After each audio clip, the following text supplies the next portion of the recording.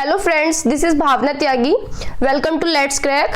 आज की वीडियो में हम कंटिन्यू करेंगे अपनी सीरीज को, जो क्वेश्चंस की सीरीज चली हुई है दिसंबर और जनवरी में जो ऑनलाइन एग्जाम हुआ है उसकी क्वेश्चंस की सीरीज चली हुई है लेट्स क्रैक पे ही।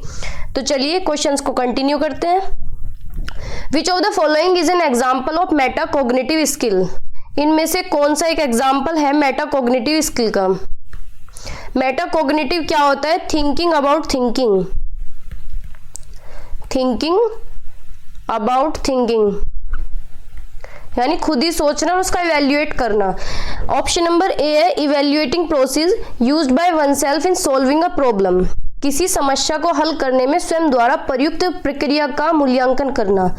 Second, identifying the difference between two pictures, दो चित्रों के बीच में अंतर की पहचान करना।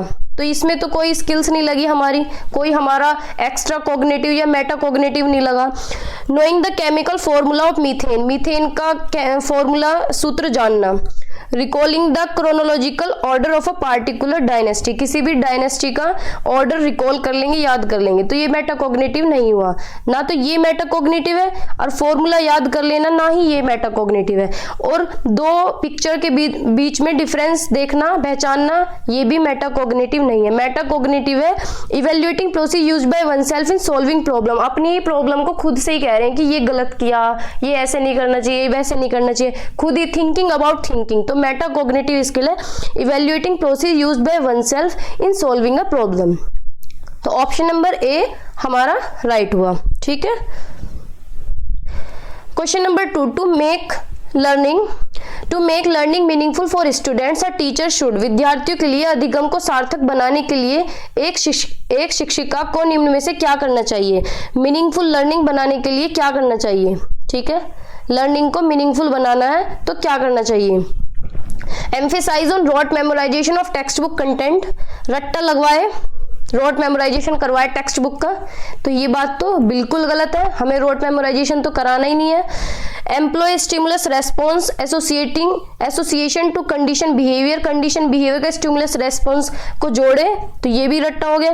Frequently use tangible rewards to motivate students, बच्चों को रिवार्ड दे उन्हें मोटिवेट करने के लिए। अगर हम बच्चे को रिवार्ड दे रहे हैं मोटिवेट करने के लिए, तो वो थोड़ी देर के लिए मोटिवेशन स्टेबल रहता है, वो इंट्रिंसिक मोटिवेशन में नहीं आता, ये एक्सट्रिंसिक मोटिवेशन में आ जाता है। Option number D, provide opportunities to think and reflect on thinking. ये अच्छी बात है कि हम उन्हें अपॉर्चुनिटी देंगे सोचने की, अपने एक्सपीरियंस को रिफ्लेक्ट करेंगे, तो इससे इनकी थिंकिंग भी इंक्रीज होगी। ठीक है, तो मीनिंगफुल लर्निंग होगी। जो रोट मेमोराइजेशन है, ये कंडीशनल स्टिमुलस बिहेवियर रिवार्ड, ये क्या है? ये रोट मेमोराइजेशन को शो करते हैं। ठीक है, तो ऑप्शन नंबर डी हमारा राइट हुआ। नेक्स्ट है question number 3, which of the following emotion positively impact learning? कौन सा संवेग, कौन सा इमोशन पॉजिटिवली इम्पैक्ट करता है हमारी लर्निंग को? ऑप्शन नंबर ए है एंजाइटी, यानी हमारी चिंता, तो चिंता तो इम्पैक्ट, ये तो नेगेटिव हो गया। बोर्डम, यानी बोर हो रहे हैं, तो उससे हमारी पॉजिटिव इमोशन थोड़ी है, लर्निंग अच्छी थोड़ी हो रही है, तो ये भी नेगेटिव हुआ। फियर, अगर डर है तो उससे भी लर्निंग अच्छी नहीं होगी। देखो एग्जाम में अगर डर होता है तो एग्जाम अच्छा नहीं जाता है, तो ये भी नेगेटिव हुआ। तो होप हमारी पॉजिटिव लर्निंग हो सकती है। ठीक है, कहीं ना कहीं हम होप रखते हैं कि ऐसा हो सकता है, इन फ्यूचर ऐसा हो जाए, तो ये हमारी पॉजिटिव इमोशन है। ऑप्शन नंबर डी हमारा राइट हुआ। ठीक है, नेक्स्ट क्वेश्चन पे मूव करते हैं। डेवलपमेंट ऑफ इंडिविजुअल चाइल्ड, बच्चे का डेवलपमेंट कैसे होता है? क्या हो सकता है? Can be predicted accurately and absolutely by referring to the developmental milestone, कि जन्म के समय ही अनुमान लगा लिया जाए कि ये बच्चा फ्यूचर में जाके ये बनेगा, बिल्कुल एक्यूरेट अनुमान कि ये ही बनेगा, तो ऐसा तो नहीं है बिल्कुल एक्यूरेट, तो हम सोच नहीं सकते कि बच्चा क्या बनेगा, कैसा रहेगा, किस फील्ड में जाएगा। हाँ, थोड़ा हम अनुमान लगा सकते हैं उसकी एक्टिविटीज को देख के कि बच्चा ये कर सकता है। अगर वो म्यूजिक में अच्छा है तो हमें लग रहा है कि म्यूजिक में जा सकता है, साइंस में अच्छा है तो उसे साइंस साइड में भेज सकते हैं, आर्ट में अच्छा है तो आर्ट में भेज सकते हैं। थोड़ा अनुमान लगाया जा सकता है लेकिन एक्यूरेटली नहीं लगाया जा सकता। तो ऑप्शन नंबर ए हमारा गलत होता है। ऑप्शन नंबर बी है can not B predicted at all, ऐसा भी नहीं है कि बिल्कुल भी अनुमान ना लगा जाए, बच्चे के हाव भाव, बच्चे की एक्टिविटीज को देख के हम थोड़ा बहुत तो लगा सकते हैं अनुमान। Option number C can be predicted somewhat but all children develop at different rate, ये बात तो सही है कि थोड़ा अनुमान लगा सकते हैं, लेकिन हर बच्चा जो है एक अलग दर से डेवलप होता है, यानी कोई बच्चा 1 साल में बोलना सीख रहा है तो कोई बच्चा 2 साल में अच्छे से बोलना सीख रहा है, ठीक है। Option number D is disorderly and discontinuous, development जो है ना तो डिसकंटिन्यूअस होता है और ना ही डिसऑर्डरली होता है, ये ऑर्डरली और कंटिन्यूअस होता है, ऑर्डरली एंड कंटिन्यूअस होता है डेवलपमेंट। डेवलपमेंट क्या है, वोम्ब टू टोम्ब चलने वाली प्रक्रिया है, वोम्ब टू टोम्ब, गर्भ से कब्र तक चलता है, ये लाइफ लॉन्ग चलता है, कंटिन्यूअस है बिल्कुल। डेवलपमेंट हमारा लाइफ लॉन्ग चलता है, हमारी डेथ तक चलता है, ठीक है। तो ऑप्शन नंबर सी हमारा सही हुआ। चलते हैं नेक्स्ट क्वेश्चन पे। विच of the following statement is correct, कौन सा स्टेटमेंट इनमें से सही है। डेवलपमेंट इज नॉट सीक्वेंशियल, गलत है ये तो, डेवलपमेंट सीक्वेंशियल होता है। Option number B development is disorderly, नहीं ये भी गलत है, डेवलपमेंट ऑर्डरली होता है। Development is a continuous process, हाँ ये ठीक है कि डेवलपमेंट कंटिन्यूअस प्रोसेस होता है, हमारे जब तक हम अपनी मम्मी के गर्भ में होते हैं तब से लेके मृत्यु तक चलता है डेवलपमेंट, तो डेवलपमेंट एक कंटिन्यूअस प्रोसेस है, निरंतर चलने वाली एक प्रक्रिया है। Option number D development milestones are not influenced by the cultural context, ऐसा नहीं है कि सामाजिक परिवेश डेवलपमेंट को कोई इफेक्ट ना करे, कोई भी इन्फ्लुएंस ना करे, कहीं ना कहीं कल्चर का भी रोल होता है डेवलपमेंट में, ठीक है। तो ऑप्शन नंबर सी हमारा सही होता है, development is a continuous process, वॉर्म टू टॉम चलने वाली प्रक्रिया है ये। Question number 6 children learns the knowledge skills values customs of the society by, बच्चे अपने समाज के बारे में ज्ञान, रहने के कौशल, मूल्य, रीतियां किससे सीखते हैं। ऑप्शन नंबर फर्स्ट नाइबरहुड यानी अपनी आस पड़ोस से।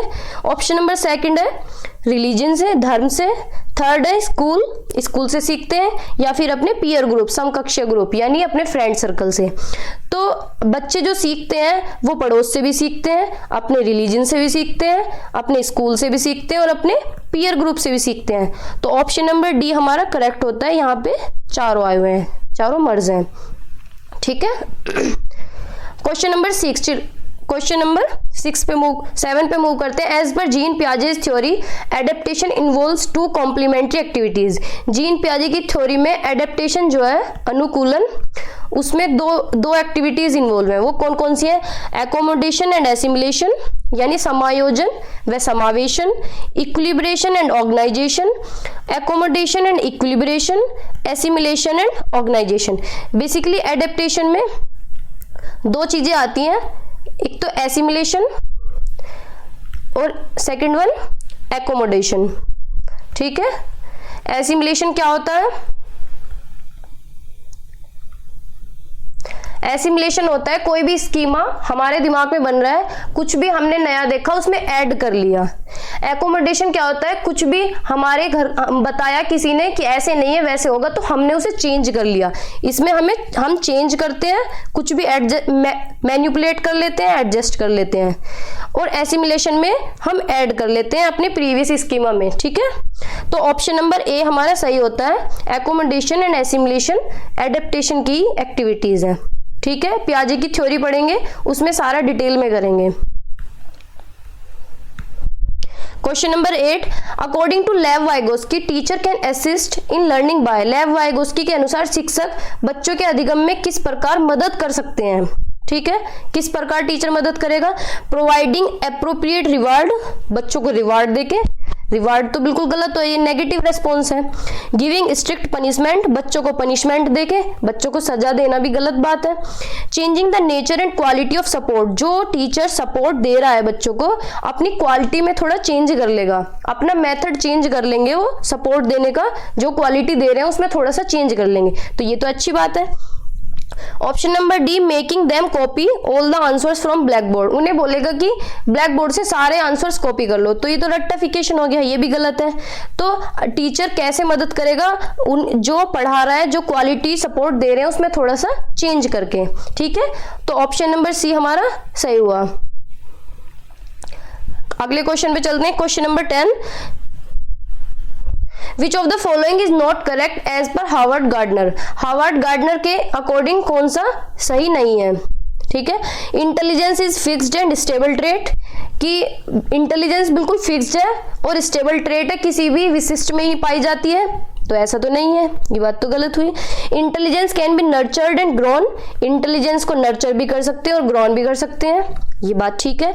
Intelligence is of several kind rather than dominated by a general factor, कि इंटेलिजेंस बहुत अलग अलग तरह की होती है, ऐसा नहीं है कि कोई बच्चा आर्ट में अच्छा है, कोई बच्चा साइंस में अच्छा है। अगर कोई साइंस में अच्छा नहीं है तो इसका मतलब ये नहीं है कि वो इंटेलिजेंट नहीं है, क्या पता वो आर्ट में अच्छा हो, कोई बच्चा म्यूजिक में अच्छा होता है। तो इंटेलिजेंट डोमिनेट करते हैं, बहुत सारे फैक्टर्स होते हैं इंटेलिजेंस के, अलग अलग फील्ड में इंटेलिजेंसी पाई जाती है।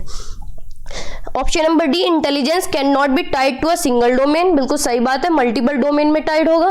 तो ऑप्शन नंबर ए हमारा सही होता है, क्योंकि इसमें नोट पूछा गया है, नोट एक्सेप्ट पे हमें ध्यान देना है, क्योंकि ये क्वेश्चन हमारे गलत हो सकते हैं अगर हमारा नोट पे ध्यान नहीं गया तो, ठीक है। आज की वीडियो में इतना ही, मिलते हैं नेक्स्ट वीडियो में, थैंक यू।